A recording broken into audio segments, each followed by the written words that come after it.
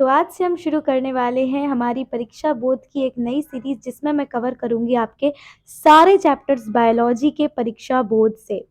ठीक है। इस सीरीज को मैं मतलब जो भी आपका एक चैप्टर है उसको मैं दो पार्ट्स में डिवाइड करूंगी। पहले पार्ट में मैं आपको आपके जितने भी वो ऑब्जेक्टिव्स हैं, आपके जितने भी ऑब्जेक्टिव्स हो गए, फिल इन द ब्लैंक्स हो गए, और मैचिंग हो गई, वन वर्ड क्वेश्चन हो गए, यानी जितने भी वन मार्कर क्वेश्चन हैं उनको कंप्लीट करूंगी। सेकेंड पार्ट में मैं 3 मार्कर, 4 मार्कर और 5 मार्कर क्वेश्चन को अच्छे से कंप्लीट कराऊंगी। ठीक है। इसमें मुझे जो भी आपका क्वेश्चन इंपॉर्टेंट लगेगा, या जो भी मुझे क्वेश्चन ऐसा लगेगा कि हाँ ये आ सकता है, तो मैं उसका डिटेल्ड आपको डिटेल आंसर प्रोवाइड करूंगी, उसे एक्सप्लेन करूंगी। ठीक है। उसके अलावा एक चीज और मैं आपको बता दूं कि कुछ ऐसे क्वेश्चंस हैं जो शायद इतने इंपॉर्टेंट नहीं है, पीवाईक्यू से भी नहीं आए हैं, तो उन क्वेश्चंस को हम सिर्फ ऊपर ऊपर से टच करते हुए चलेंगे, ज्यादा डिटेल में नहीं जाएंगे उसके। So yes, without wasting any time हम शुरू कर देते हैं हमारा फर्स्ट चैप्टर आपकी बायोलॉजी का, that is sexual reproduction in flowering plants. ये रहा आपका चैप्टर। सबसे पहले आज मैं आपको इसके objectives, fill in the blanks और जितने भी वन मार्कर क्वेश्चंस हैं वो कवर अप करवाने वाली हूँ। ठीक है। सो आपको बिल्कुल ध्यान से, कंसंट्रेशन से you have to listen me. चलिए तो स्टार्ट करते हैं। हमारा फर्स्ट क्वेश्चन है, apomixis in plants means the development of the plant. Apomixis जो प्रोसेस है प्लांट में, उसका एक्चुअल में मतलब क्या होता है? तो इसके लिए सबसे पहले आपको पता होना चाहिए कि एपोमिक्सिस होती क्या है ये प्रोसेस। तो yes, I have written answer for you. मैं आपको वो आंसर दिखा देती हूँ, ये रहा। देखो, ये है एपोमिक्सिस। एपोमिक्सिस क्या होता है? ये होता है बेसिकली बेटा फॉर्मेशन ऑफ सीड्स। क्या बन रहा है? ध्यान से मेरी बातों को सुनो। हम क्या बना रहे हैं? सीड्स बना रहे हैं। कैसे बना रहे हैं सीड? बिना कोई फर्टिलाइजेशन, यानी बिना कोई फ्यूजन के अपने आप सीड्स का बन जाना नेचुरली। ठीक है। तो एपोमिक्सिस क्या होता है? Formation of seeds without fertilization, यानी बिना फ्यूजन ऑफ गेमीट्स के सीड्स का फॉर्मेशन कहलाता है एपोमिक्सिस। ठीक है। दूसरा पॉइंट है, इसमें क्या होता है? ये एक प्रकार की एसेक्सुअल रिप्रोडक्शन है। दिस इज अ टाइप या फॉर्म ऑफ एसेक्सुअल रिप्रोडक्शन, जो कि लगती है कि सेक्सुअल रिप्रोडक्शन के जैसी है। इसीलिए आपकी एनसीईआरटी लिखती है कि विच मिमिक्स सेक्सुअल रिप्रोडक्शन, यानी जो एक्टिंग कर रही है, मिमिक्री कर रही है सेक्सुअल रिप्रोडक्शन की, लेकिन एक्चुअल में है क्या? एपोमिक्सिस। ये एक एसेक्सुअल रिप्रोडक्शन का फॉर्म है।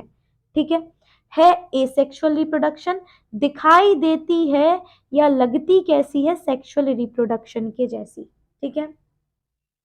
अच्छा, एपोमिक्सिस के अलावा एक और आप वर्ड पढ़ोगे आपकी इसमें, इस चैप्टर में, वो होता है पार्थिनोकार्पी। आपने शायद अभी तक पढ़ भी लिया हो। पार्थिनोकार्पी क्या होता है? पार्थिनोकार्पी और इसमें थोड़ा सा डिफरेंस होता है, मैं ज्यादा अंदर तो नहीं जाऊंगी, लेकिन हाँ, क्वेश्चन में कभी कभी आ जाएगा, formation of fruit without fertilization. ध्यान से सुनना, फॉर्मेशन ऑफ फ्रूट। यदि इस सीड की जगह, यहाँ पे क्या लिखा है? सीड। इस सीड वर्ड को काट के मैं यहाँ लिख दूं फॉर्मेशन ऑफ फ्रूट, तो ना, यदि मैं लिख दूं आपका फॉर्मेशन ऑफ फ्रूट, तो आपका आंसर हो जाएगा पार्थिनोकार्पी। ठीक है। तो इतनी बात आपको होनी चाहिए अच्छे से क्लियर। मैं कह रही हूं कि यदि फॉर्मेशन ऑफ फ्रूट हो रहा है, यानी फ्रूट बन रहा है बिना कोई फर्टिलाइजेशन के, तो that process is known as parthenocarpy. लेकिन यदि फॉर्मेशन ऑफ सीड्स, लेकिन यदि सीड्स बन रही हैं बिना कोई फर्टिलाइजेशन के, फॉर्मेशन ऑफ सीड्स हो रहा है बिना कोई फर्टिलाइजेशन के, सो दैट इज एपोमिक्सिस। ठीक है। दोनों बातें क्लियर होनी चाहिए। हम हमारा क्वेश्चन देखते हैं कि एक्चुअल में क्वेश्चन क्या था। चलो, so let me show you the question. ये रहा आपका क्वेश्चन। क्वेश्चन था हमारे पास कि apomixis in plants mean the development of the plant. किस टाइप का डेवलपमेंट हो रहा है यहाँ पे? तो क्या यहाँ फ्यूजन हो रहा है गेमीट्स का? नहीं, ये बात रॉन्ग है। क्या यहाँ स्टेम कटिंग हो रही है? नहीं। Root cutting? नहीं। तो सही आंसर क्या हो जाएगा? Without fusion of gametes. मैंने आपको बताया ना, बिना कोई फर्टिलाइजेशन के। एपोमिक्सिस क्या है? Formation of seeds without fertilization. Without fertilization या विदाउट फ्यूजन ऑफ गेमीट्स। तो आपका इसका सही आंसर हो जाएगा बेटा बी। ये है आपका सही आंसर। नेक्स्ट क्वेश्चन है polygonum type of embryo sac. Embryo sac का स्ट्रक्चर कैसा होता है? तो देखते हैं हम। बेसिकली आपको एम्ब्रियोसेक जब भी वर्ड बोला जाए, आपको हमेशा एक बात क्लियर होनी चाहिए आपके दिमाग में। जहां पे भी आप बेटा एम्ब्रियोसेक सुनो ना, आप सबसे पहले आपके दिमाग में जो बात आनी चाहिए वो है कि एम्ब्रियोसेक 7 सेल्ड और 8 न्यूक्लिएटेड स्ट्रक्चर है। एम्ब्रियोसेक एक 7 सेल्ड यानी 7 सेल हैं इसमें और 8 न्यूक्लियस, 8 न्यूक्लियस है। ठीक है, ये बात आपको तुरंत एम्ब्रियोसेक का नाम सुनते ही आनी चाहिए, क्योंकि ये क्वेश्चन कई बार आपके एमपी बोर्ड में पूछा गया है, इसलिए मैंने मार्क भी कर दिया है कि ये बेसिकली एमपी बोर्ड में पूछा हुआ क्वेश्चन है। ये देखो एमपी बोर्ड में पूछा है ये क्वेश्चन। ठीक है, अब देखो बेसिकली एम्ब्रियोसेक होता क्या है। तो मैं, क्योंकि ये जो सीरीज है ना बेटा, ये मैं आपको हर चीज इतने डीप में जाके तो पढ़ा नहीं सकती, नहीं तो सारे क्वेश्चंस नहीं हो पाएंगे, इसलिए मैं आपको थोड़ा थोड़ा तो एक्सप्लेन करती जाती हूँ। फिर भी देखो, आपने पढ़ा होगा कि जो फ्लावर होता है उसमें एक मेल पार्ट और फीमेल पार्ट भी होता है। फीमेल पार्ट को अपन क्या कहते हैं? कार्पल या पिस्टल कहते हैं। तो ये जो पिस्टल या कार्पल होता है, इसके 3 पार्ट्स होते हैं, यदि आपने पढ़ा हो। पार्ट होता है आपका ये स्टिग्मा, इस टाइप से स्टिग्मा रहता है। फिर होता है आपका ऐसा स्टाइल, और फिर ऐसा ओवेरी होता है। ठीक है, ओवेरी होती है सबसे नीचे। इस ओवेरी के अंदर आपका ओव्यूल होता है। इस ओवेरी के अंदर ये जो स्ट्रक्चर है ये ओव्यूल होता है बेटा। इसी ओव्यूल के अंदर एम्ब्रियोसेक बनता है। तो इसी ओव्यूल के अंदर क्या बनता है? एम्ब्रियोसेक। ठीक है, तो यहाँ पे मैंने ओवेरी तो नहीं दिखाई है मैंने, लेकिन यहाँ पे आपको ओव्यूल दिखाया। तो ये जो स्ट्रक्चर है, ये जो स्ट्रक्चर है जो अब मैं ब्लैक कलर से मार्क कर रही हूँ, ये है आपका ओव्यूल। ठीक है, ये है आपका ओव्यूल। इस ओव्यूल के अंदर है, देखो ये रहा आपका ओव्यूल। इस ओव्यूल के अंदर ये वाला जो स्ट्रक्चर है, ये होता है हमारे पास एम्ब्रियोसेक। ठीक है, ये है आपका एम्ब्रियोसेक। अब मैं आपको दिखाने वाली हूँ कि कैसे इसमें 7 सेल और कैसे इसमें 8 न्यूक्लियस है। देखो ध्यान से, यदि आप देख पा रहे हो तो बेटा ये जो ओव्यूल होता है इसके 2 एंड होते हैं। एक आपको दिख रहा होगा ये खुला हुआ एंड, ये खुला हुआ एंड आपको दिख रहा होगा। देखो मैं मार्क करके बताती हूँ, 1 सेकेंड। देखो, एक आपको ये खुला हुआ एंड दिख रहा है, इसको अपन कहते हैं माइक्रोपाइलर एंड। और ये वाला जो एंड है बंद एंड, ये ऐसा बंद एंड, ओव्यूल का बंद एंड, ये कहलाता है चैलेजल एंड। ठीक है, तो अब हम देखेंगे एम्ब्रियोसेक के अंदर। तो एम्ब्रियोसेक के अंदर इस माइक्रोपाइलर एंड की तरफ 3 सेल्स होते हैं प्रेजेंट।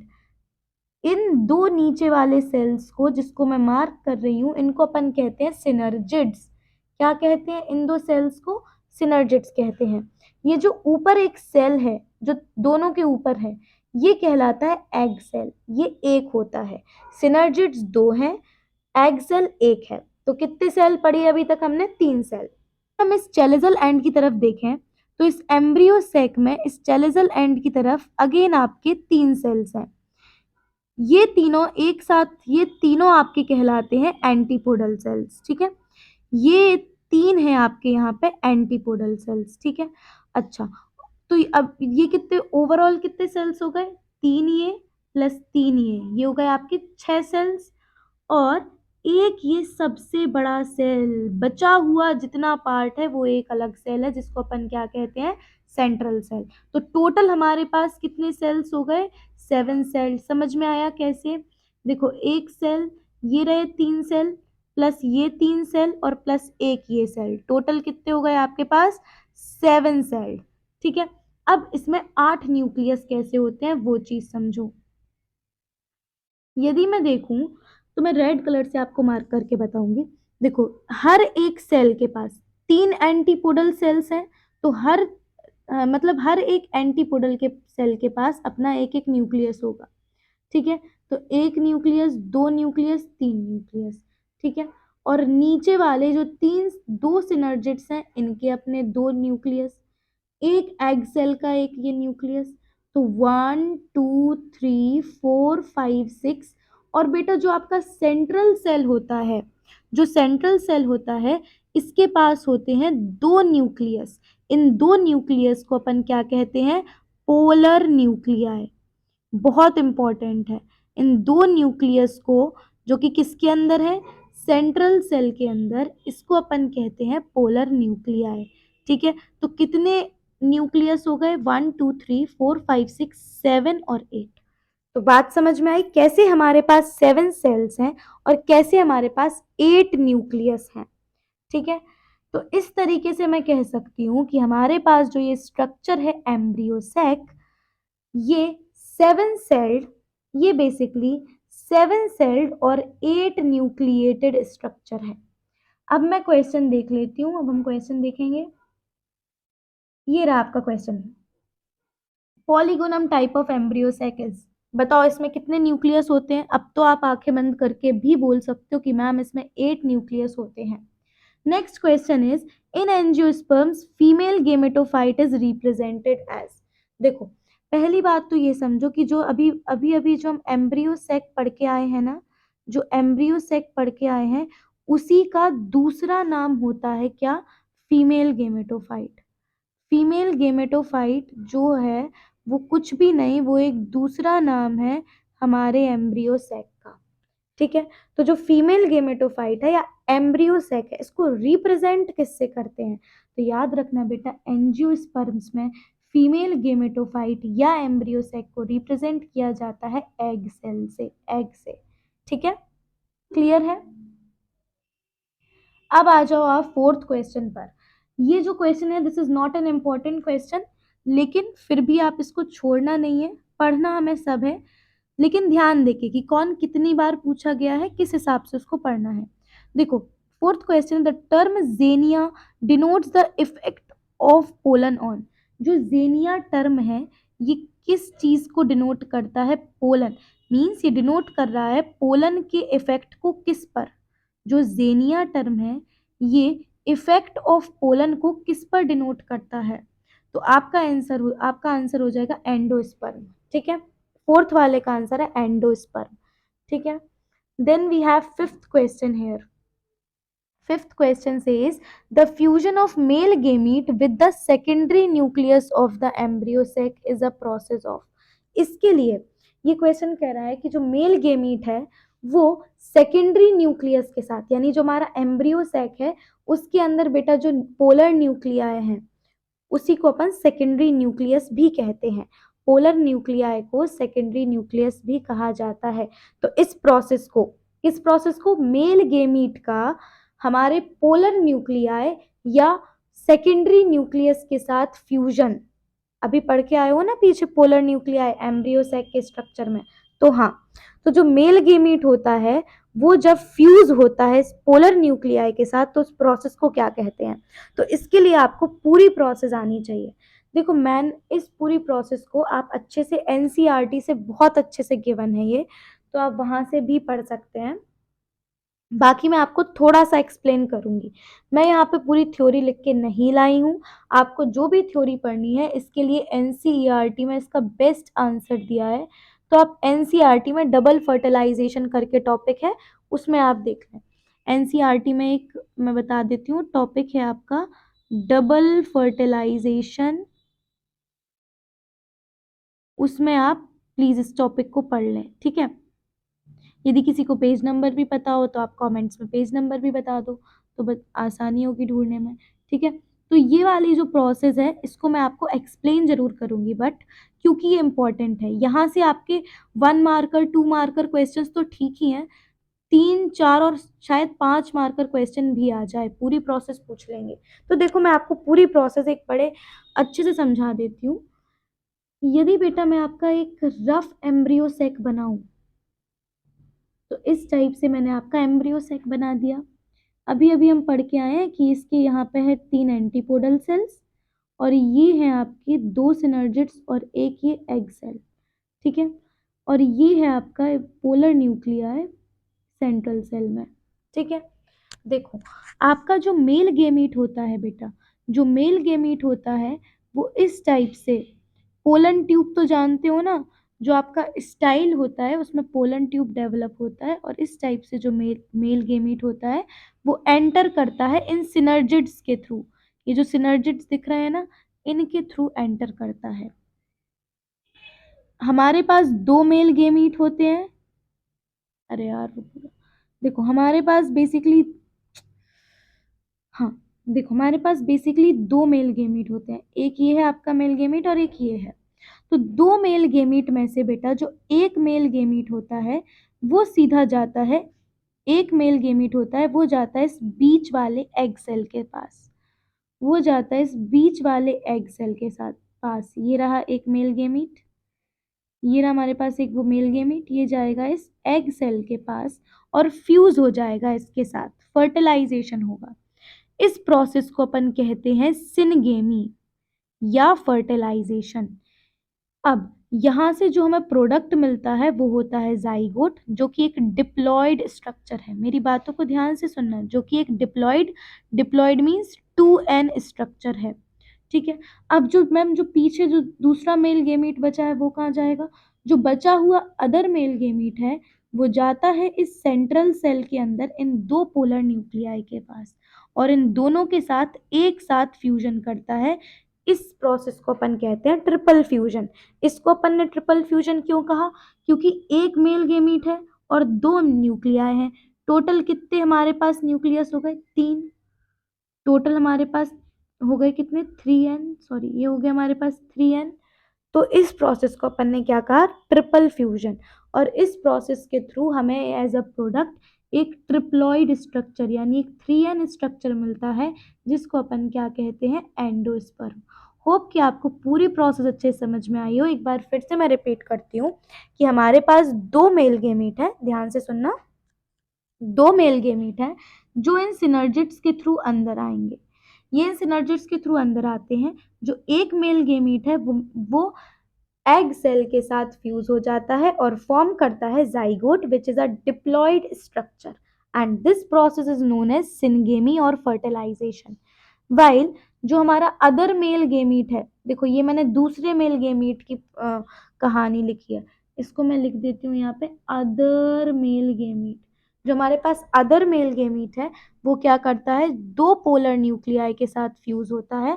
ये प्रोसेस कहलाती है ट्रिपल फ्यूजन, और इसमें जो हमारे पास फॉर्म होता है वो एक ट्रिप्लॉइड स्ट्रक्चर है। ट्रिप्लॉइड स्ट्रक्चर जिसको अपन क्या कहते हैं? Primary endosperm nucleus. बेटा इस एंडोस्पर्म पर, इसको सिर्फ एंडोस्पर्म भी कह सकते हो या प्राइमरी एंडोस्पर्म न्यूक्लियस इसका पूरा नाम है सरनेम के साथ, है ना? तो ये जो ट्रिप्लॉइड स्ट्रक्चर है इसको एंडोस्पर्म कहते हैं। हमेशा याद रखना आपके एमपी बोर्ड में ये क्वेश्चन कई कई बार पूछा गया है, 1 मार्कर क्वेश्चन में, तो कि एंडो कभी पूछेंगे वो एंडोस्पर्म किस टाइप का स्ट्रक्चर है, तो आपका ऑप्शन दे देंगे ट्रिप्लॉइड, डिप्लॉइड या हैप्लॉइड, इस टाइप के ऑप्शन दे देंगे। तो आपको टिक करना पड़ेगा कि वो एक ट्रिप्लॉइड स्ट्रक्चर है। ठीक है। कभी वो पूछ लेंगे कि ट्रिपल फ्यूजन से क्या मिलता है हमें, तो ट्रिपल फ्यूजन से हमें एंडोस्पर्म मिलता है। ठीक है। तो इस टाइप से आपको इस क्वेश्चन को अच्छे से समझ के जाना पड़ेगा, है ना? अब मैं आपको जो एक्चुअल में जो आपका वहां पे क्वेश्चन था वो दिखा देती हूँ। उससे पहले मैंने जो यहाँ पे लिखा है एक बार वो भी समझ लो, है ना?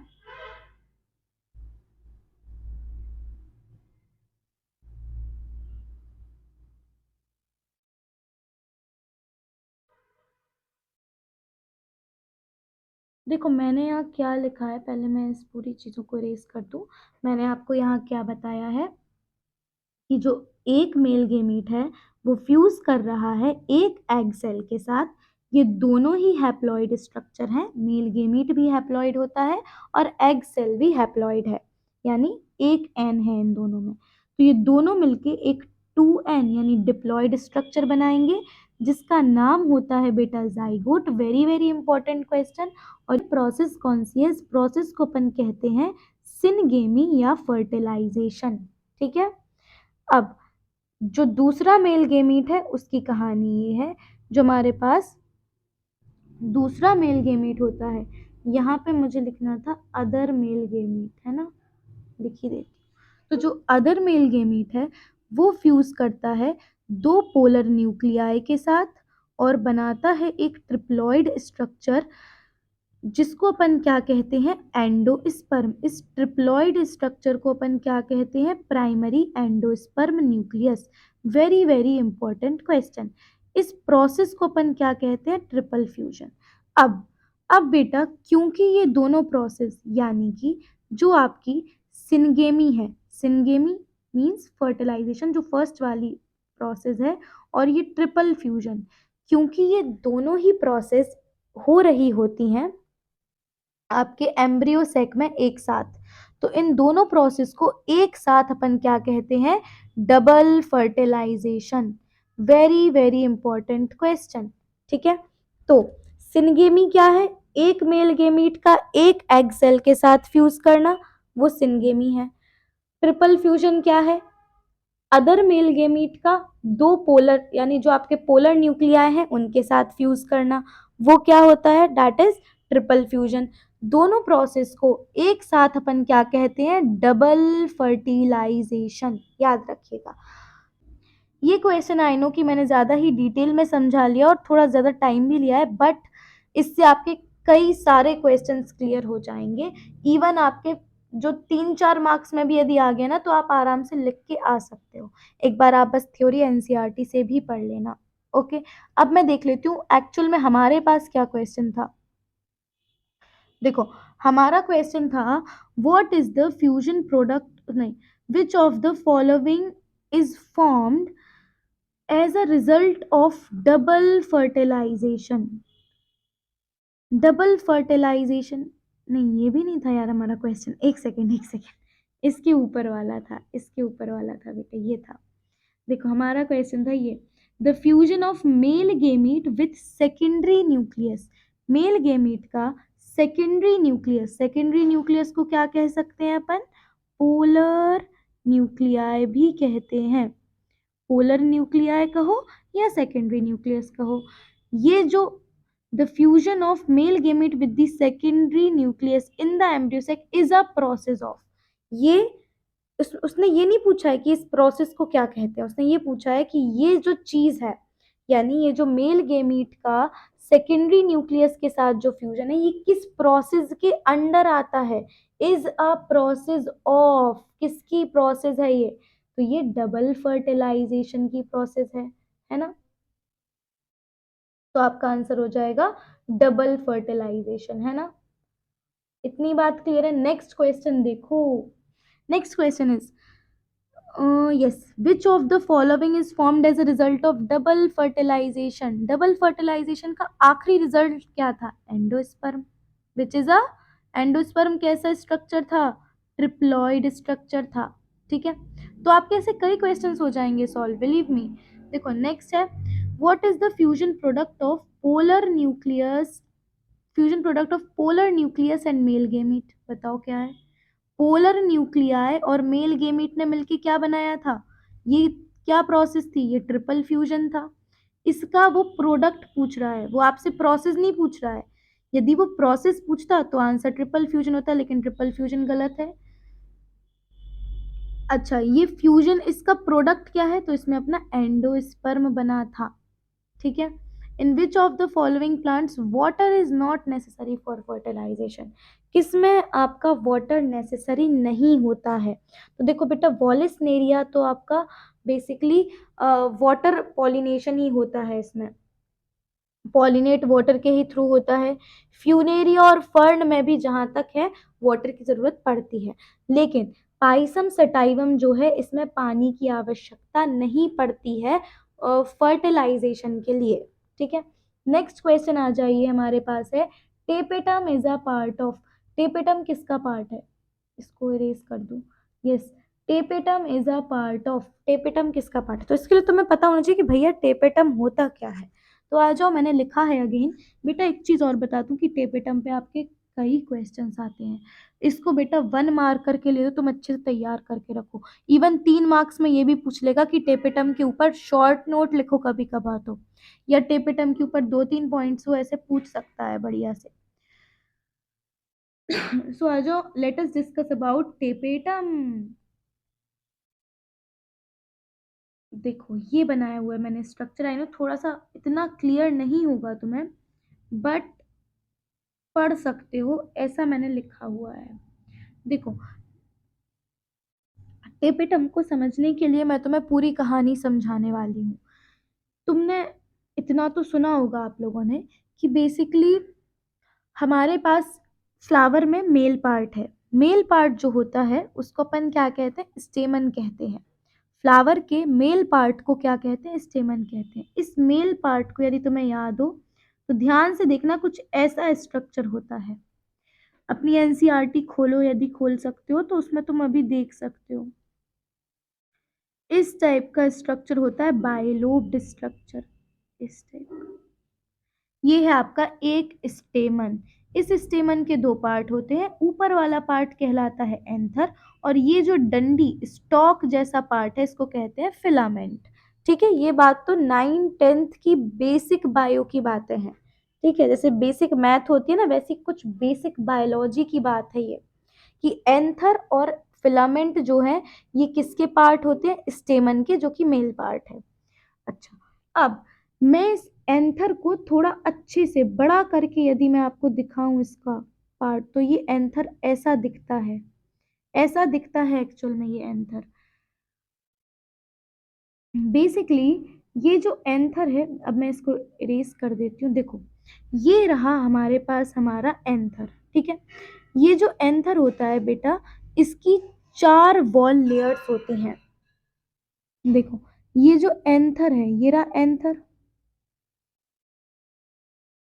ठीक है, इसकी इसके अंदर ये क्या है हमारे पास, ये जो एंथर है इसके अंदर ये माइक्रोस्पोरेंजिया होते हैं। अभी क्या होते हैं अभी ये तुम नहीं समझ पाओगे यदि तुमने पहले नहीं पढ़ा है, तो अभी जितना पढ़ा रही हूँ वो सुनो। ये होते हैं माइक्रोस्पोरेंजिया। ठीक है, इन इधर से लेकर इधर तक आपको 4 वॉल लेयर मिलती हैं। आपको बेसिकली 4 वॉल लेयर मिलती हैं। देखो, 1 2 3 और 4, इस टाइप की आपको यहाँ से यहाँ तक 4 वॉल लेयर मिलती हैं। जो सबसे बाहर वाली वॉल लेयर होती है, यानी यहाँ पे इस एंथर, ये यहाँ पे जो होती है उसको अपन कहते हैं एपिडर्मिस। ये आउटर मोस्ट वॉल लेयर होती है। ठीक है, ठीक है, फिर आती है आपकी नेक्स्ट वॉल लेयर। उसके अंदर एपिडर्मिस की जैसे ये रही आपकी एपिडर्मिस, तो उससे नीचे होती है एंडोथीसियम। ठीक है, फिर होती है आपकी उसके अंदर वाली लेयर जिसको अपन कहते हैं मिडिल लेयर, और सबसे अंदर वाली जो लेयर है यानी इनर मोस्ट वॉल लेयर, उसी को अपन कहते हैं टेपेटम, जिसके ऊपर हमारा क्वेश्चन गिवन है। ध्यान से सुनना मेरी बात। मैंने कहा कि हमारे पास क्या है, हमारे पास है, मेरे पास एक एंथर है, ये रहा मेरा एंथर। हाँ, तो इस एंथर में बाहर से लेकर अंदर तक इस टाइप से 4 वॉल लेयर होती हैं। देखो, 1 2 3 और 4, और फिर यहाँ पे होता है माइक्रोस्पोरेंजिया। ठीक है, जो सबसे बाहर वाली वॉल लेयर होती है इसको अपन क्या कहते हैं, एपिडर्मिस। फिर होती है आपकी एंडोथीसियम, फिर होती है मिडिल लेयर, और सबसे अंदर वाली जो लेयर है ये होती है आपकी टेपेटम। ये सबसे पास होती है इस माइक्रोस्पोरेंजिया के। ठीक है, इतनी बात क्लियर है क्या? अब देखो, अब हमें मेजरली किसके बारे में पढ़ना था, टेपेटम के बारे में। तो बेटा, टेपेटम पे जाने से पहले एक और ऐसा पॉइंट बताऊंगी कि वो आपके इवन बहुत बार आया हुआ है आपके एमपी बोर्ड में। ठीक है, तो ये बात आपको, वो क्वेश्चन क्या है ध्यान से सुनो, आपके एमपी बोर्ड में पूछा गया है कि जो आउटर मोस्ट 3 लेयर है उनका क्या काम होता है। तो बेटा, जो एपिडर्मिस पूछ ले, एंडोथीसियम पूछ ले, या मिडिल लेयर, तीनों में से कोई भी लेयर पूछ ले, या तीनों को एक साथ पूछ ले, तीनों का काम होता है टू प्रोवाइड प्रोटेक्शन और dehiscence of pollen grain to release anther.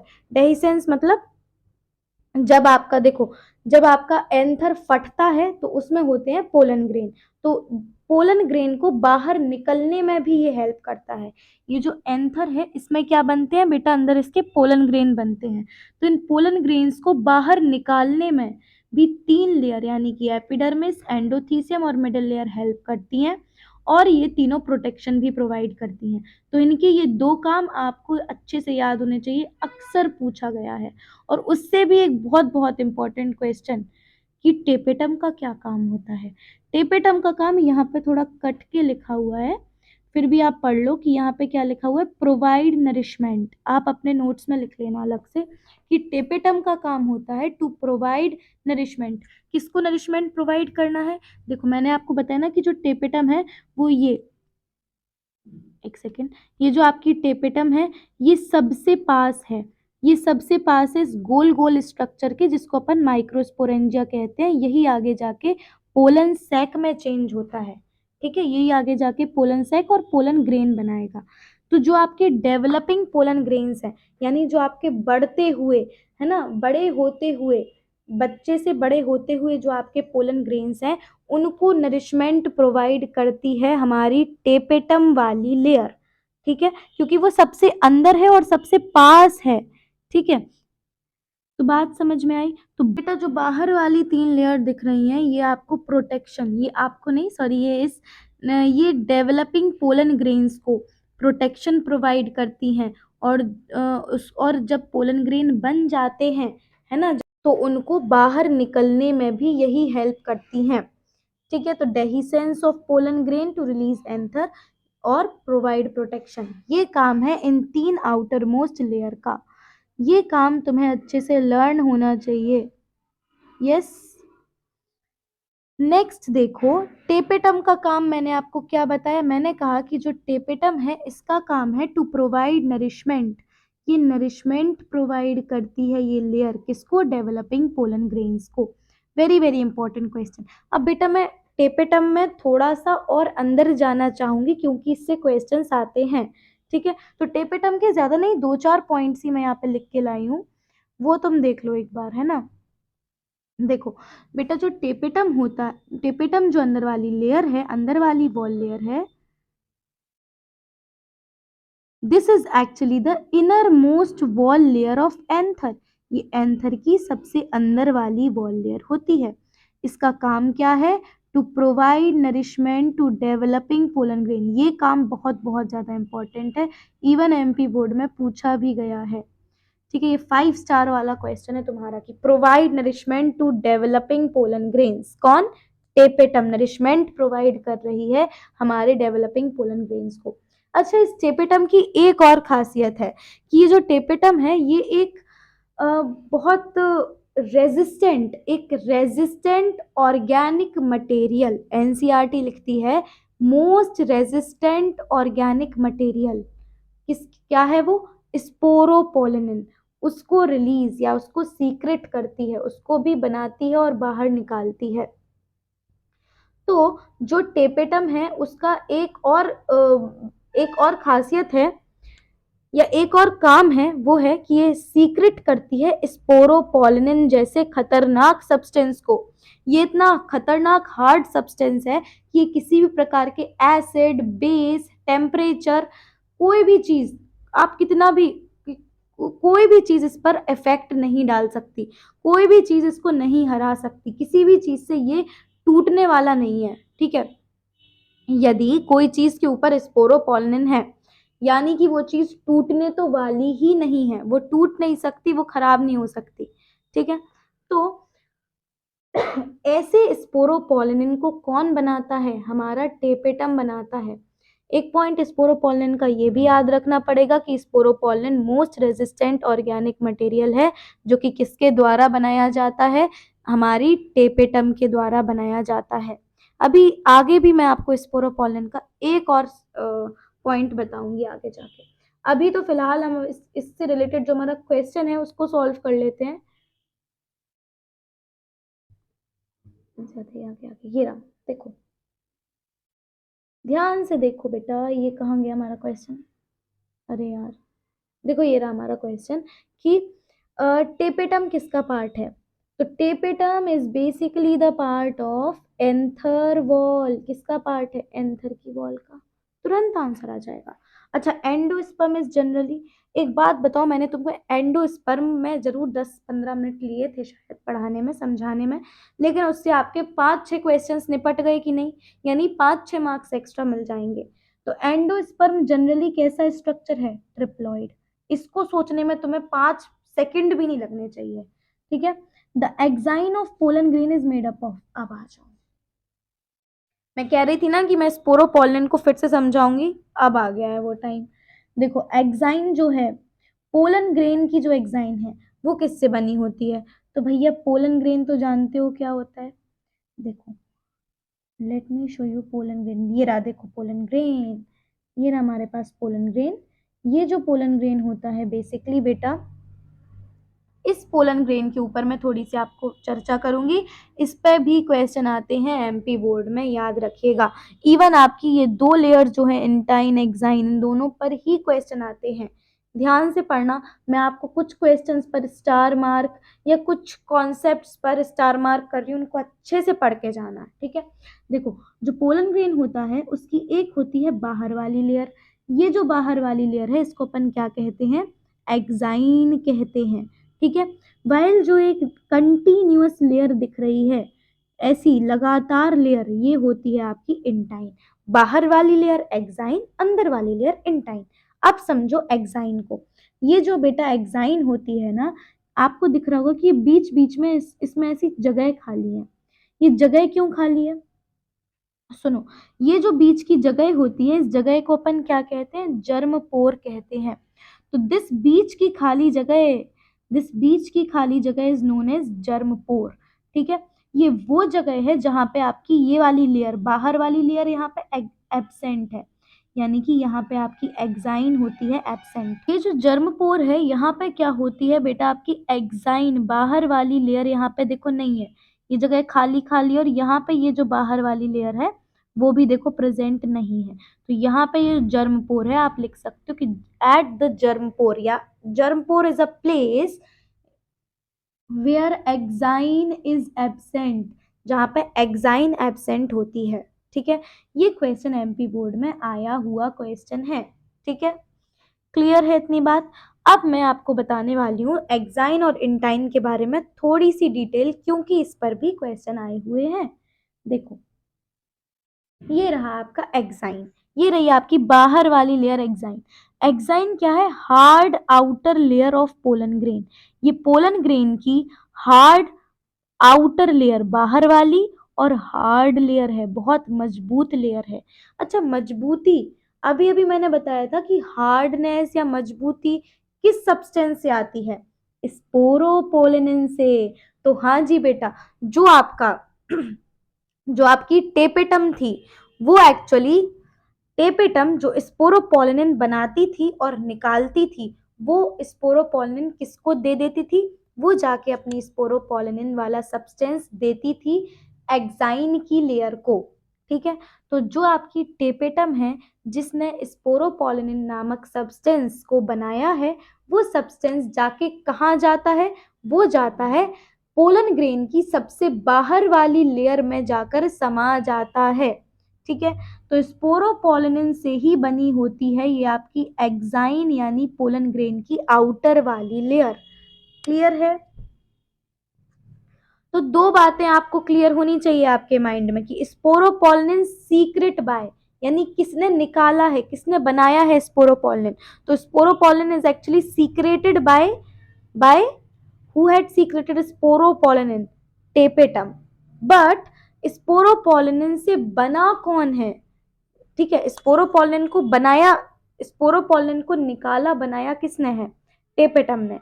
लेकिन स्पोरोपोलिन प्रेजेंट कहाँ है और कहाँ पे प्रेजेंट है, ठीक है। तो स्पोरोपोलिन प्रेजेंट है पोलन ग्रेन की बाहर वाली एक्साइन की लेयर पर, ठीक है। क्लियर है। तो ये क्वेश्चन भी एमपी बोर्ड में पूछा गया है, ठीक है। ये जो लेयर है इसमें कुछ प्रोमिनेंट अपेरेचर्स होते हैं जिसको अपन क्या कहते हैं बेटा, जर्मपोर कहते हैं, ठीक है। यहाँ पे स्पोरोपोलिन या आपकी बाहर वाली एक्साइन लेयर एब्सेंट है, क्योंकि एक्साइन बनी हुई है स्पोरोपोलिन से। तो यदि जर्मपोर पर एक्साइन एब्सेंट है, इसका मतलब जर्मपोर पर स्पोरोपोलिन भी एब्सेंट होता है। Is it clear. इतनी बात समझ में आ गई। अब देखो इंटाइन। तो बेटा ये क्वेश्चन, ये बात आपको याद रखनी पड़ेगी कि एक्साइन किससे बना है। Exine is made up of sporopollenin. अच्छा इंटाइन, इंटाइन देख लो। इंटाइन जो है ये क्या है, this is the inner wall of pollen grain. Pollen grain की अंदर वाली लेयर है, अंदर वाली वॉल है।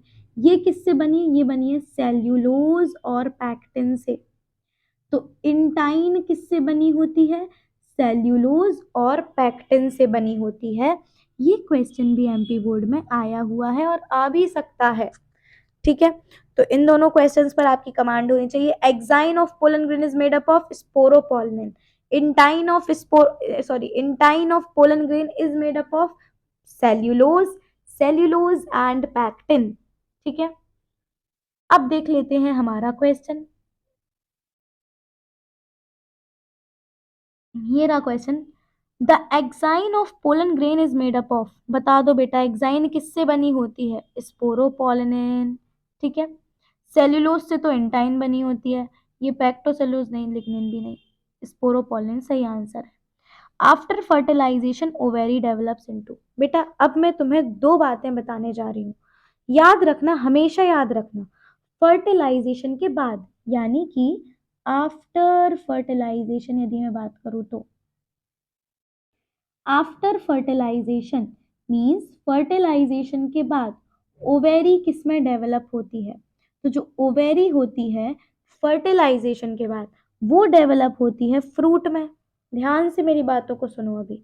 ओवेरी जो होती है, सॉरी, फर्टिलाइजेशन के बाद, फर्टिलाइजेशन के बाद ओवेरी जो है, ओवेरी वो किस में डेवलप हो जाती है, वो किस में चेंज हो जाती है, तो ओवेरी से बनता है फ्रूट। लेकिन आफ्टर फर्टिलाइजेशन ओव्यूल, ओवेरी के अंदर जो स्ट्रक्चर है ओव्यूल, वो किस में चेंज हो जाता है, वो किस में कन्वर्ट हो जाता है, तो आपका आंसर होगा सीड। ठीक है, दो बातें मैंने आपको यहाँ पे लिख भी दी हैं ताकि आप इनको भूलो ना, क्योंकि क्वेश्चन आता है, जो जो चीजों पर क्वेश्चन आता है वो मैंने लिख दिया है। देखो ये लिखा है, after fertilization ovary develops into fruit. After fertilization, ovule develops into seed. Ovule seed में, ओव्यूल है तो सीड, ओवेरी है तो फ्रूट, ओवेरी है तो फ्रूट। दोनों बातें क्लियर होनी चाहिए। तो नेक्स्ट क्वेश्चन पर आ जाओ।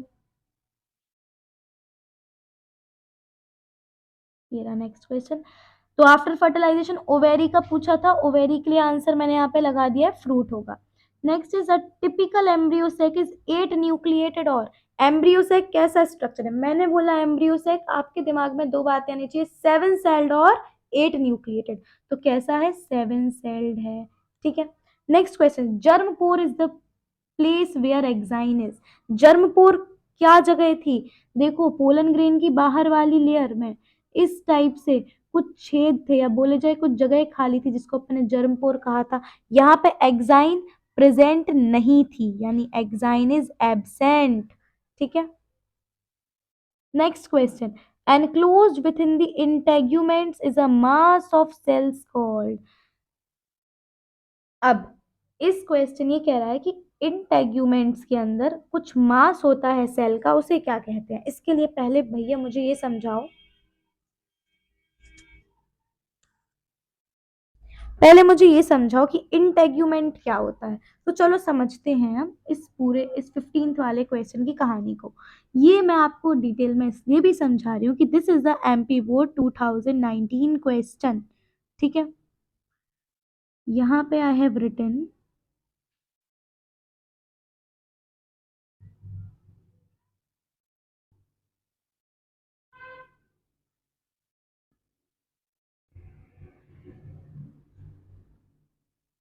देखो ये रहा आपका स्ट्रक्चर। बेटा अभी मैंने जब आपको एम्ब्रियो सेक पढ़ाया था, मैं एक स्टेप आपको पीछे जाके भी बता देती हूँ ताकि आप रिलेट कर सको। जब मैं आपको, देखो ये रहा वो स्ट्रक्चर, जब मैं आपको एम्ब्रियो सेक बताई तो मैंने बताया था कि एम्ब्रियो सेक ओव्यूल के अंदर प्रेजेंट होता है। ठीक है, तो अब मैं थोड़ा सा तुम्हें ये बताती हूँ कि ये पहले से ही प्रेजेंट होता है क्या, नहीं, ये एम्ब्रियो सेक ओव्यूल के अंदर बनता है। कैसे बनता है वो तो नहीं बताऊंगी, लेकिन ये ओव्यूल पहले कैसा दिखता था। यदि ये एम्ब्रियो सैक इसमें बना है, पहले से प्रेजेंट नहीं था, तो ये ओव्यूल पहले दिखता कैसा था। समझते हैं इस ओव्यूल की पहले की सूरत को, ये कैसा दिखता था। देखो, this is the ovule, this is the ovule I have, ये रहा तुम्हारा ओव्यूल। बेटा ये जो ओव्यूल है ये किसके अंदर है, ये इस ओवेरी के अंदर है। ये देखो, ये रही ओवेरी, और ये इस ओव्यूल, ये रहा ओवेरी के अंदर ओव्यूल। मैं जितनी बातें बताने वाली हूँ आपको यहाँ पे, वो सारी आपकी पीवाईक्यूज ही होंगी, मैं बता देती हूँ पहले ही, क्योंकि मैंने यहाँ पे लिखा ही सब आपका पीवाईक्यू पीवाईक्यू ही है। देखो, सबसे पहला पॉइंट ये समझो कि ये रही मैम ओवेरी, ठीक है।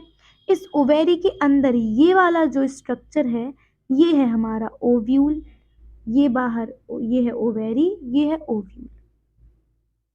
इस ओवेरी को इस ओव्यूल से जोड़ने वाले ये तीन स्ट्रक्चर तुमको, ये स्ट्रक्चर्स कुछ दिखाई दे रहे हैं बीच में, ठीक है। तो इस पे देखो कैसा क्वेश्चन आता है। सबसे पहले बेटा मैं आपको तीन बातें बताने वाली हूँ, आप चाहो तो उसको लिख भी सकते हो क्योंकि वो चीजें ऑब्वियसली कंफ्यूजिंग होंगी।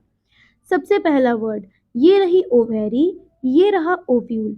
इस ओवेरी को इस ओव्यूल से कौन स्ट्रक्चर कनेक्ट करता है, तो देखो, ये देखो, ये जो मैं तुमको थोड़ा सा हल्का सा उठा स्ट्रक्चर दिख रहा है ना, ये वाला स्ट्रक्चर होता है बेटा प्लेजेंटा।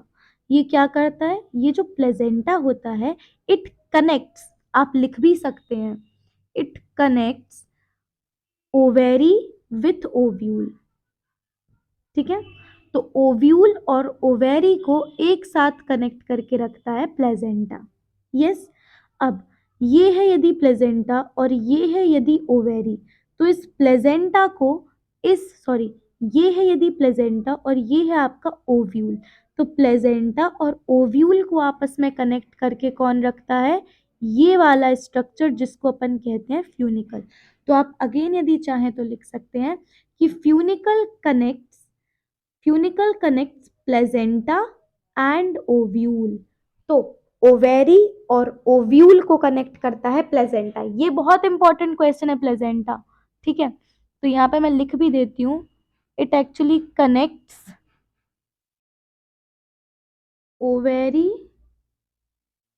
एंड, ऊपर लिख रही हूँ ओव्यूल। तो ओवेरी और ओव्यूल को कनेक्ट करता है प्लेजेंटा, वाइल जो फ्यूनिकल होता है वो इस प्लेजेंटा और ओव्यूल को कनेक्ट करता है। और यहाँ पे आपका एक, यहाँ पे यदि ये वाली बात क्लियर हो तो, है ना, देखो ये प्लेजेंटा वाला तो लिखा रहने देती हूँ, ये वाला ऐसा स्कार जैसा एक स्ट्रक्चर होता है, ऐसा धब्बा जैसा ऐसा बीच में, इसको अपन कहते हैं हाइलम। ये जो हाइलम होता है ये फ्यूनिकल और ओव्यूल को कनेक्ट करता है। तो तुम समझ सकते हो कि प्लेजेंटा किसे कनेक्ट कर रहा है, ओवेरी और ओव्यूल को, बहुत इंपॉर्टेंट है प्लेजेंटा, प्लीज ध्यान दो, ठीक है। फिर फ्यूनिकल, फ्यूनिकल कनेक्ट करके रखता है ओव्यूल, ओव्यूल और प्लेजेंटा को, वाइल जो हाइलम है वो कनेक्ट करता है इस फ्यूनिकल और ओव्यूल को। तीनों बातें क्लियर है। खैर इतना अंदर शायद तुमसे ना पूछे, लेकिन प्लेजेंटा को अच्छे से पढ़ लेना, बोल दिया मैंने, ठीक है। अब नेक्स्ट आ जाओ आप कि ये जो ओव्यूल है इसमें बेसिकली आपकी दो लेयर्स होती हैं। देखो, if I am going to make this ovule, तो ये जो ओव्यूल है ये एक लेयर बना रही हूँ मैं येलो कलर से, और ये देखो ये दूसरी लेयर, ये जो दो लेयर्स हैं इन दोनों लेयर्स को अपन क्या कहते हैं, integuments. This is again a PYQ कि ओव्यूल की जो लेयर है उसको क्या कहते हैं। ओव्यूल में दो लेयर्स होती हैं जिनको अपन इंटेग्यूमेंट्स कहते हैं।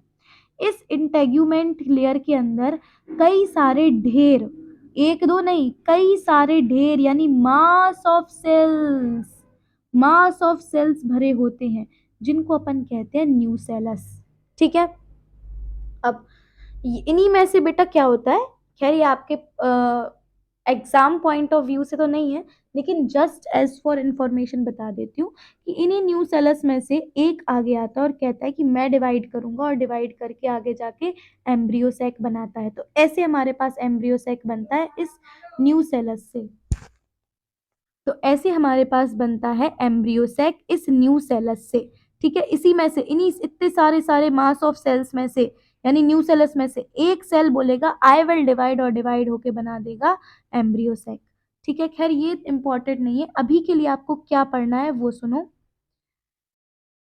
अभी के लिए तुम्हें क्या पढ़ना है, अभी के लिए तुम्हें बस इतना पढ़ना है कि बाहर वाली जो दो लेयर्स हैं, ओव्यूल की बाहर की जो दो लेयर्स हैं, उनको अपन इंटेग्यूमेंट्स कहते हैं। इन इंटेग्यूमेंट्स के अंदर कुछ मास ऑफ सेल्स भरे होते हैं, इन सेल्स को अपन न्यू सेलस कहते हैं। इतनी बातें बस क्लियर होनी चाहिए। एनसीईआरटी क्या लिखती है, एनसीईआरटी की लाइन है जो वही आपका क्वेश्चन है। और एनसीईआरटी कहती है कि विथ इन द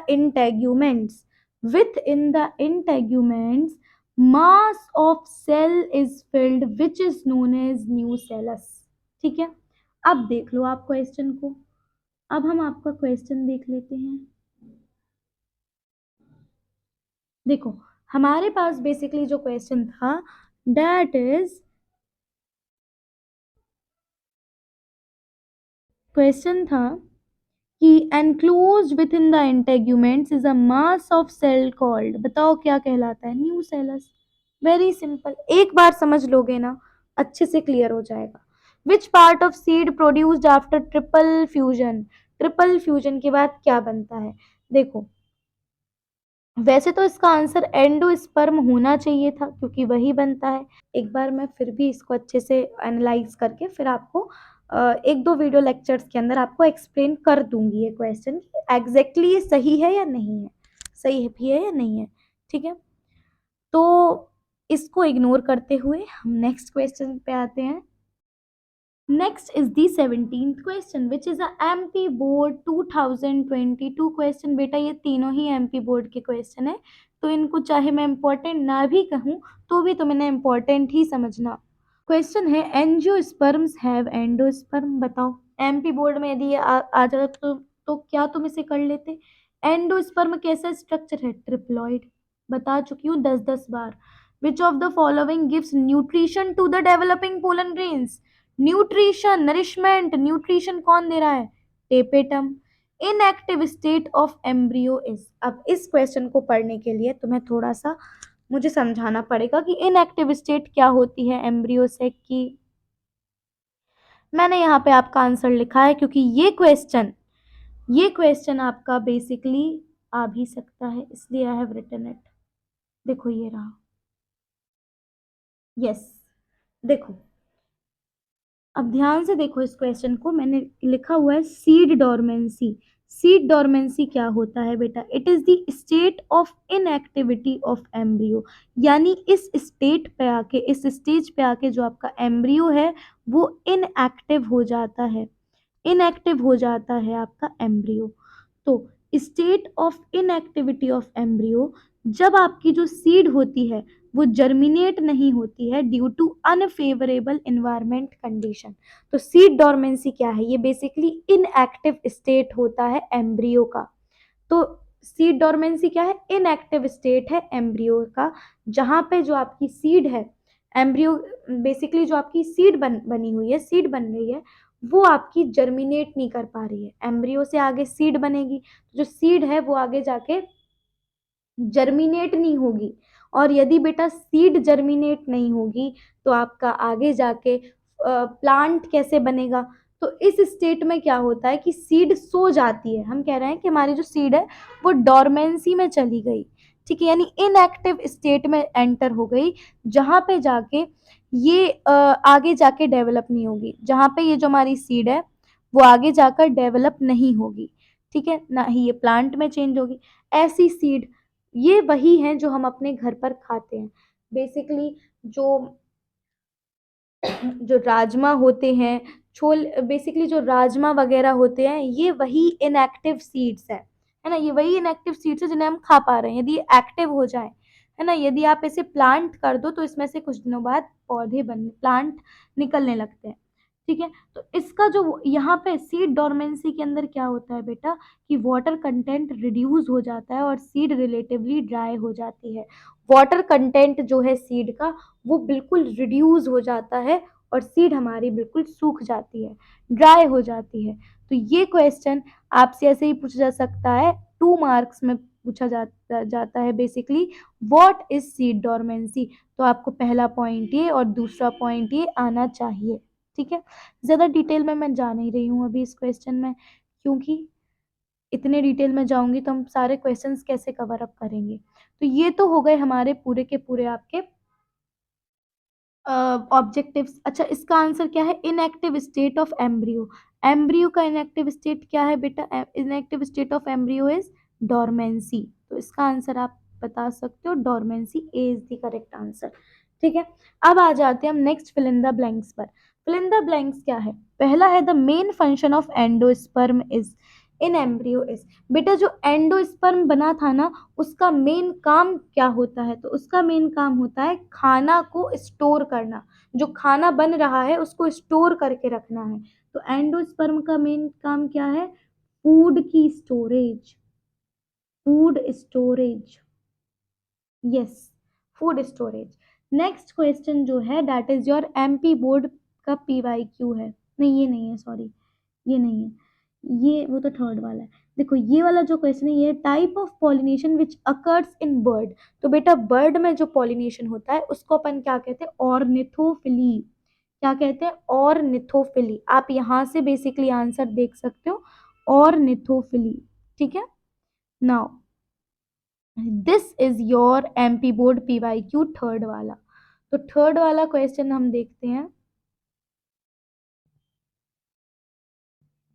थर्ड वाला क्वेश्चन क्या कह रहा है, मैं ऑब्वियसली इन सब चीजों को इरेज कर दूं। यस, थर्ड वाला क्वेश्चन कह रहा है Apple is an example of. तो बेटा इसके लिए तुम्हें मैं ऑब्वियसली समझाऊंगी, क्योंकि मुझे पता है ये एमपी बोर्ड का पीवाईक्यू है, इस पे क्वेश्चंस आ सकते हैं। So I will be explaining you this also. चलो, तो आ जाते हैं हम हमारे एप्पल पर। एप्पल पर यानी फ्रूट पर।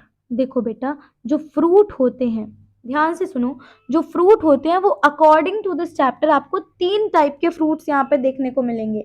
मैं बहुत अच्छे से तुमको क्लासीफाई करके समझा रही हूँ, ध्यान से सुनना।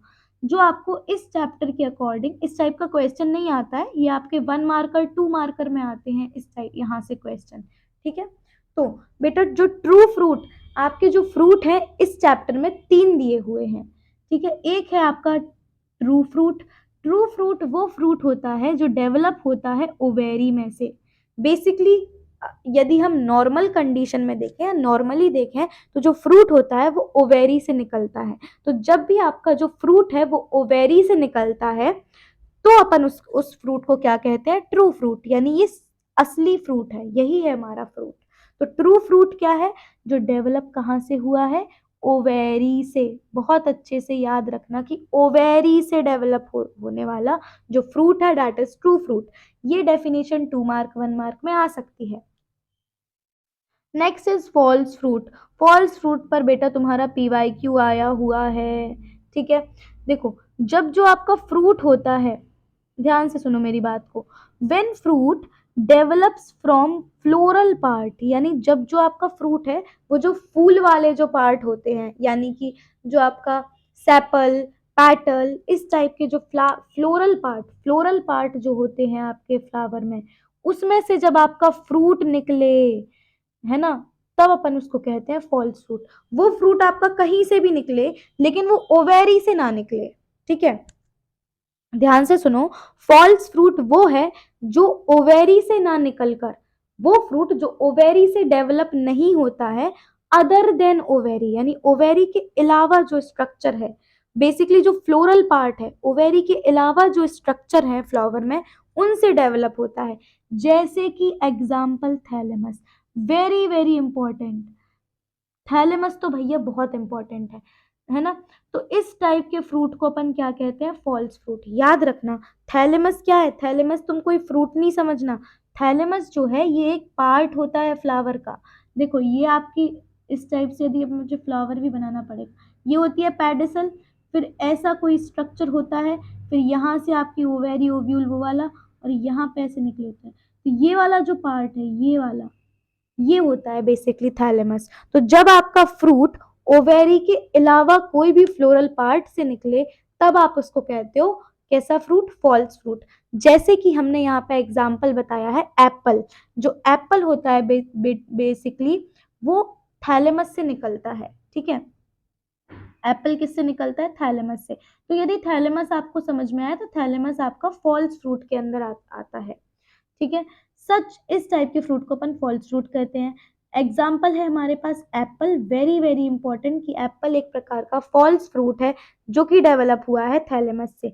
नेक्स्ट इज स्ट्रॉबेरी और कैश्यू नट, ये इतने इंपॉर्टेंट नहीं है, लेकिन एप्पल आपको रटा होना चाहिए। और फॉल्स फ्रूट की पूरी कहानी, जो जो मैंने यहाँ पे फॉल्स फ्रूट के बारे में लिखा हुआ है, वो सब तुम्हें लर्न करना है, ठीक है। नेक्स्ट इज एक और टाइप का फ्रूट पढ़ोगे आप, वो होता है बेसिकली हमारे पास पार्थेनोकार्पिक फ्रूट। बेटा पार्थेनोकार्पिक फ्रूट, अभी जब मैंने लेक्चर ये जो वीडियो है ये शुरू की थी, तभी मैंने आपको बताया था कि इस चैप्टर में तुम एक पार्थेनोकार्पी भी पढ़ोगे। तो मैंने तब तुम्हें बताया था कि what is it parthenocarpy. Parthenocarpy होती है formation of fruit without fertilization, इस प्रोसेस को अपन कहते हैं पार्थेनोकार्पी। तो जो फ्रूट इस प्रोसेस के द्वारा जो फ्रूट बनता है, उस फ्रूट को अपन कहते हैं parthenocarpic fruit. Formation of fruit without fertilization कहलाता है पार्थिनोकार्पी। तो इस जब हम फ्रूट बना रहे हैं बिना फर्टिलाइजेशन के, तो उसे अपन कहते हैं पार्थिनोकार्पी। उस प्रोसेस को, इस प्रोसेस के थ्रू जो हमें फल, जो फ्रूट मिल रहा है, वो कहलाता है पार्थिनोकार्पिक फ्रूट। पार्थिनोकार्पिक फ्रूट का एग्जाम्पल है बनाना, ये बेसिकली सीडलेस होते हैं, इनमें सीड नहीं होती है, ठीक है। और हाँ, ये दिस इज नेचुरल मेथड, इसको हम नहीं बना रहे, ये एक नेचुरल मेथड है, ठीक है। अब आ जाओ हमारे क्वेश्चन पर। ये मैंने बहुत डिटेल में इसलिए एक्सप्लेन किया बेटा, क्योंकि यहाँ से आपके 1-2 मार्कर क्वेश्चन अच्छे से बनते हैं। तो apple is an example of किस टाइप का फ्रूट है ये, false fruit, false fruit, yes. Ovules are situated on these tissues is called, अच्छा बताओ ओव्यूल किस पर बैठा हुआ है, डायग्राम बताया है ना। देखो हम फिर से हमारे ओव्यूल वाले डायग्राम पर चलते हैं, यहाँ कहीं ही था, देखो ये रहा, यस। तो देखो यहाँ पे आपसे पता क्या पूछ रहा है, क्वेश्चन कह रहा है कि जो आपका ओव्यूल है वो किस पर बैठा हुआ है। तो बेटा ये ओव्यूल है, ये है तो ओवेरी के अंदर, लेकिन ये किस टिश्यू पर बैठा हुआ है, तो तुम्हारा आंसर होगा इस प्लेजेंटा पर। देखो ये ओव्यूल है, ये इस प्लेजेंटा के थ्रू यहाँ पर बैठा हुआ है ना, तो आपका आंसर हो जाएगा प्लेजेंटा। क्वेश्चन देख लेते हैं हमारा, ये रहा। तो in plant sorry ovules are situated on these tissues is called, जिन टिश्यू पर ओव्यूल सिचुएटेड है, बैठा है, उसको अपन क्या कहते हैं, प्लेजेंटा कहते हैं। तो इसका आंसर आप प्लीज प्लेजेंटा लिख लेना। Next question is in plants fruit is formed by, बेटा फ्रूट कैसे फॉर्म होता है प्लांट में। तो मैंने आपको बताया है कि आफ्टर फर्टिलाइजेशन फ्रूट बनता है ओवेरी से और ओव्यूल से, और सीड बनता है ओव्यूल से। तो इन प्लांट फ्रूट किससे बना हुआ है, ओवेरी से बना हुआ है, ठीक है। सिंगल कॉटिलेडन ऑफ मेज इज कॉल्ड, बेसिकली यदि मैं बात करूं आपके मोनोकॉट्स की, मैं बात किसकी करूं, यहाँ पे मेज सिर्फ एक एग्जाम्पल दिया हुआ है। देखो I should erase this, yes. देखो यहाँ पे जो आपका मेज है, it is just the example, actual में मेज एक मोनोकॉट का एग्जाम्पल है, ठीक है। यदि बेटा मैं बात कर रही हूँ आपके मोनोकॉट्स में, तो मोनोकॉट्स में एक ही कॉटिलिडन प्रेजेंट होता है, और इस एक कॉटिलिडन को, जो सिंगल कॉटिलिडन है, इसको अपन कहते हैं स्क्यूटेलम। ये क्वेश्चन आपका आई थिंक 2 से 3 बार आ चुका है एमपी बोर्ड में पीवाईक्यू। तो 7th वाले क्वेश्चन को भी आप पीवाईक्यू अपनी बुक में मार्क कर लीजिए, ठीक है। Outer membrane of pollen grain is called, ये बता सकते हो आप बिना ही सोचे समझे, एक्साइन होती है। एक्साइन होते हैं, क्योंकि मैं बहुत अच्छे से पढ़ा चुकी हूँ। Process of double fertilization is discovered by, double fertilization की बेसिकली जो प्रोसेस है, इसको किसने इसको डेवलप किया था? ठीक है, तो यहाँ पे मैंने आपको लिखा भी हुआ है, आप पढ़ लेना, दिखा ही देती हूँ बाय द वे, ये रहा देखो, ये रहा, आई हैव रिटन हियर कि डबल फर्टिलाइजेशन को डिस्कवर किया है नवाश्चिन ने। एमपी बोर्ड में ऐसे क्वेश्चन पूछे जाते हैं, तो ये एमपी बोर्ड में आई थिंक 2 to 3, 2 बार तो ये पीवाईक्यू आ चुका है।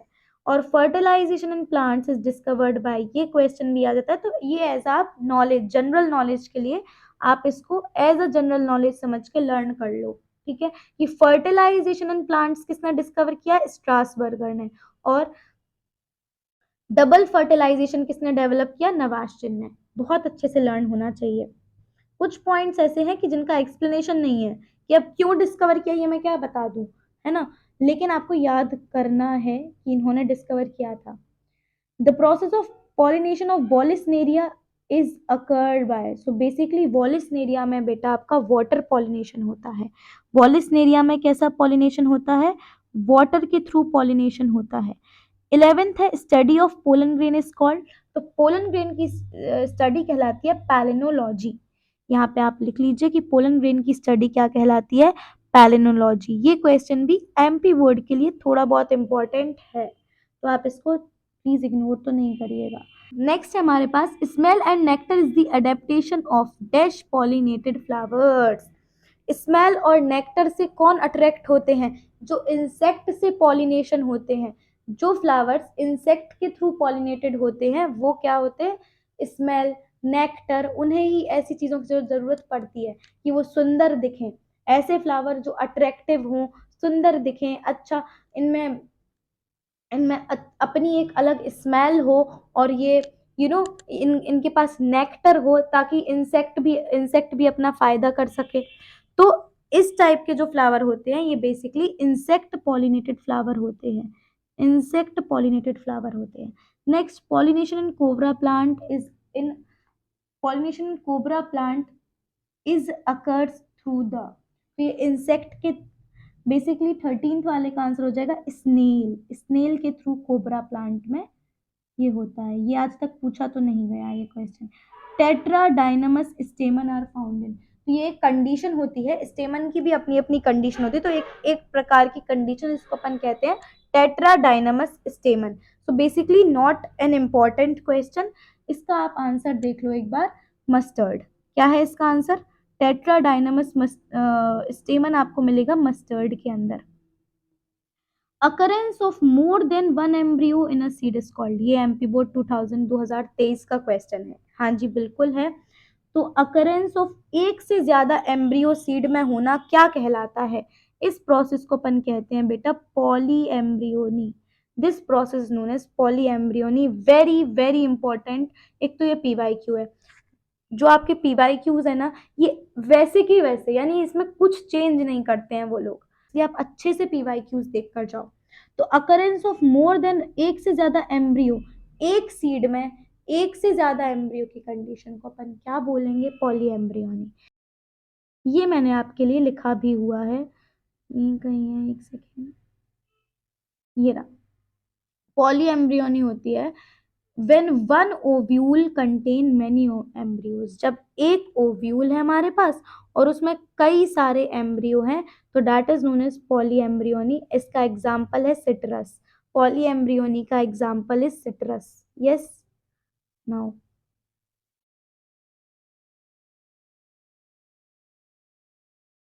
तो अगर जब एक से ज्यादा बेटा, एक से ज्यादा एम्ब्रियो है सीड में या ओव्यूल, ओव्यूल आगे जाके क्या बनाने वाला है? सीड, है ना, तो चाहे मैं ओव्यूल लिखूं चाहे सीड लिखूं, उसको तुम एक ही समझना। ठीक है, तो एक से ज्यादा एम्ब्रियो सीड में या ओव्यूल में क्या कहलाता है? Poly embryony. अब आ जाओ आप, आपकी मैचिंग पर। अब आ जाइए हम हमारी मैचिंग की तरफ चलते हैं। मैचिंग में सबसे पहला है पार्थेनोकार्पी। तो पार्थेनोकार्पी का एग्जाम्पल हो जाएगा बनाना, बता चुकी हूँ मैं, इवन आपको जो मैंने नोट्स आपको यहाँ पे दिए हुए हैं उसमें भी लिखा हुआ है। तो पार्थेनोकार्पी का आंसर हो जाएगा आपके पास banana. Double fertilization, double fertilization बेटा सिर्फ और सिर्फ एंजियोस्पर्म की ही क्वालिटी है, ओनली एंजियोस्पर्म्स में। देन लीची, ये आ जाएगा आपका भी। These are not more important questions, but क्योंकि परीक्षा बोर्ड में है तो आप देख के जा सकते हो। मैंगो बेटा एक आपका ड्रूप होता है, याद रखिएगा। ट्रांसलेटर इज सी ओक, और ओव्यूल आगे जाके क्या बनता है, सीड में। ठीक है।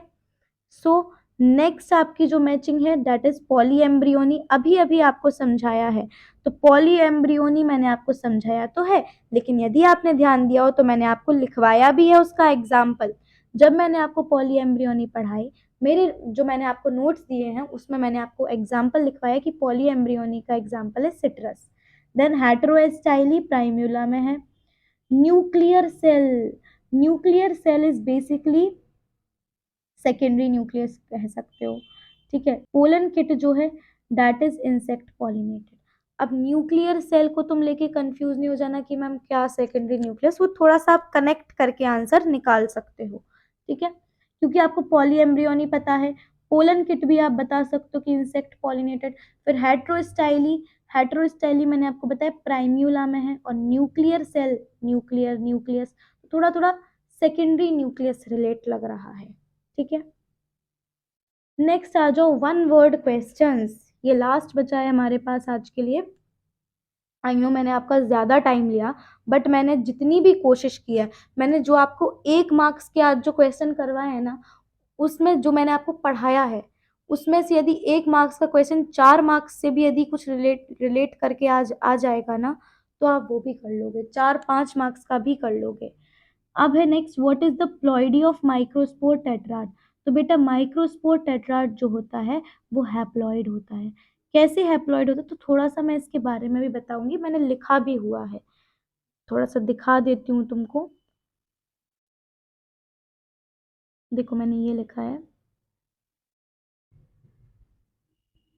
बेसिकली बेटा हमारे पास क्या होता है, माइक्रोस्पोर मदर सेल होती है। यदि मैं आपके, ये मैं बात कर रही हूँ मेल पार्ट में, है ना, जो माइक्रोस्पोर टेट्राड बनता है ये आपका मेल पार्ट में बनता है ना। तो ये सारा आपका मेल पार्ट के अंदर बात हो रही है। तो माइक्रोस्पोर मदर सेल होती है। ठीक है। एंथर में जो, देखो मैंने आपको ऐसे एंथर बताए थे, इन एंथर में अंदर है माइक्रोस्पोरेंजिया, ये थे माइक्रोस्पोरेंजिया। इसमें बेसिकली बेटा आपके कई सारे सेल्स होते हैं। जो हमारे पास स्पोरो सॉरी, ये जो हमारे पास माइक्रोस्पोरेंजिया है, इसके अंदर कई सारे सेल्स होते हैं। इनको अपन क्या कहते हैं, स्पोरोजेनस टिश्यू। अभी आप इतना नहीं समझो, आप बस ये समझो कि यही आगे जाकर माइक्रोस्पोर मदर सेल बनते हैं। तो जो एंथर है उसमें क्या है, ये माइक्रोस्पोरेंजिया है, इसके अंदर कुछ सेल्स हैं जो आगे जाके माइक्रोस्पोर मदर सेल कहलाते हैं। ये जो माइक्रोस्पोर मदर सेल होता है बेटा, ये मियोसिस के थ्रू, इसमें कौन सी प्रोसेस, मियोसिस के थ्रू माइक्रोस्पोर्स बनते हैं। लेकिन ये जो माइक्रोस्पोर्स बनते हैं ये शुरू में ऐसे एक साथ बंधे हुए होते हैं, मतलब एक साथ होते हैं, अलग अलग नहीं होते हैं। तो ये जो एक साथ होते हैं तो अपन इसको कहते हैं माइक्रोस्पोर टेट्राड। बेसिकली जो माइक्रोस्पोर मदर सेल है वो है आपका 2n। मियोसिस होगी तो यहाँ पे आपका हैप्लॉइड स्ट्रक्चर बनता है। मियोसिस में हमेशा में हैप्लॉइड ही मिलते हैं और 4 मिलते हैं। तो मियोसिस से क्या मिलता है, एक से हमें 4 स्ट्रक्चर मिलते हैं, यानी एक मियोसिस से आपको 4 4 हैप्लॉइड स्ट्रक्चर्स मिलेंगे। ठीक है, 4 4 हैप्लॉइड गेमीट्स मिलते हैं। ठीक है। तो एक माइक्रोस्पोर मदर सेल में मियोसिस होगी, सॉरी माइक्रोस्पोर मदर सेल में मियोसिस होगी और आगे जाके क्या बनेगा, माइक्रोस्पोर्स बनेंगे जो कि हैप्लॉइड होते हैं। लेकिन उससे पहले ये कुछ एक साथ इस टाइप से अरेंज होते हैं, इस स्ट्रक्चर को अपन माइक्रोस्पोर टेट्राड कहते हैं। इसके बाद जाके ये अलग अलग होंगे और ये माइक्रोस्पोर्स बन जाएंगे। ठीक है, इज इट क्लियर। तो इससे आपका ये क्वेश्चन तो थोड़ा बहुत सॉल्व हो ही जाएगा। What is the ploidy of microspore tetrad?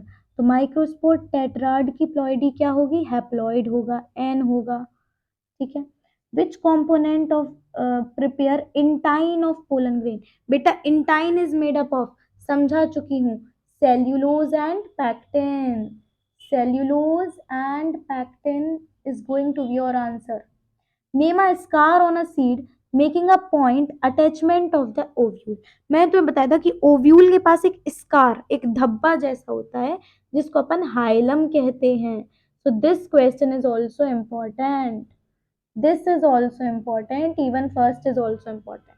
मैं तो कह रही हूँ ऑलमोस्ट सारे इंपॉर्टेंट हैं. Name the type of pollination which is found in Salvia. Salvia में साल्विया में जो पॉलिनेशन होती है, नेम दैट कौन से टाइप ऑफ पॉलिनेशन होती है? तो साल्विया में इंसेक्ट के थ्रू पॉलिनेशन होती है. साल्विया जो है इसमें इंसेक्ट के थ्रू पॉलिनेशन होती है, और इंसेक्ट के थ्रू पॉलिनेशन को अपन क्या कहते हैं? Entomophily. Entomophily, yes.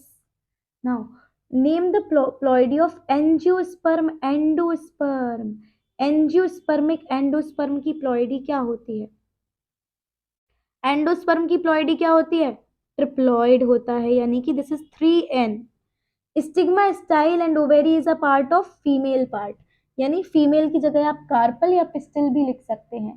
Female part तो ठीक है, is a part of female, female का पार्ट है, फीमेल स्ट्रक्चर ऑफ फ्लावर का पार्ट है, लेकिन उस फीमेल स्ट्रक्चर को अपन पिस्टल या कार्पल कहते हैं, ठीक है. Name the largest flower of the world. अब ये अगेन आपके जीके टाइप क्वेश्चन है. तो बेटा लार्जेस्ट फ्लावर जो है वो है रेफ्लेशिया. क्या है? रेफ्लेशिया. रेफ्लेशिया आपका लार्जेस्ट फ्लावर है, लेकिन एनसीईआरटी में रेफ्लेशिया, लेकिन एनसीईआरटी में आपका दिया हुआ है टॉलेस्ट फ्लावर, इसलिए मैंने वो भी लिख दिया है. तो यदि आपसे पूछा जाए largest flower of the world तो रेफ्लेशिया, लेकिन यदि आपसे पूछा जाए टॉलेस्ट फ्लावर तो आपका आंसर होना चाहिए एमोर्फोफेलस. यदि पूछा जाए tallest flower so you have to give the answer as amorphophallus. ये देखो मैंने यहाँ पे लिखा भी हुआ है, largest flower in the world is rafflesia, well tallest flower NCERT में भी गिवन है एमोर्फोफेलस, ठीक है, इसलिए मैंने ये लिखवा दिया है. नेक्स्ट क्वेश्चन आ जाइए. जस्ट एज एक दो क्वेश्चंस और होंगे हमारे पास. चलो, name the plant in which found in longest style and stigma. कौन सा प्लांट है जिसमें आपको लॉन्गेस्ट, सबसे ज्यादा बड़े स्टाइल और स्टिग्मा मिलते हैं? तो इसका आंसर हो जाएगा मेज. ये तो लर्न करने वाली चीजें हैं, तुम्हें लर्न करनी पड़ेगी. Name the hormone which is induced in the ovary in the form of fruit. ऐसा हार्मोन है जो ओवेरी में दिया जाता है फ्रूट फॉर्मेशन ऑफ फ्रूट के लिए, है ना? That is auxin. Name the layer of pollen grain which has binucleated cell. Pollen grain की कौन सी लेयर के पास बाइन्यूक्लिएटेड सेल है? ये पॉइंट मैंने आपको नोट्स में नहीं दिया है, आप चाहो तो ऐड कर लो, ये भी टेपेटम ही है. मैंने जहाँ पे आपको टेपेटम के बारे में लिख कर दिया है उसमें आप एक पॉइंट और ये ऐड कर सकते हो कि टेपेटम भी वो भी लेयर है जहाँ पे दो दो न्यूक्लियस प्रेजेंट होते हैं. टेपेटम की जो लेयर है उसमें हर एक सेल, या आप बोल सकते हो जो टेपेटम की लेयर है उसके सेल में बाय न्यूक्लिएटेड यानी दो न्यूक्लियस प्रेजेंट होते हैं उसके सेल में, ठीक है. Name the mass of cell which is produce in culture medium. अब क्वेश्चन भी ध्यान से पढ़ो.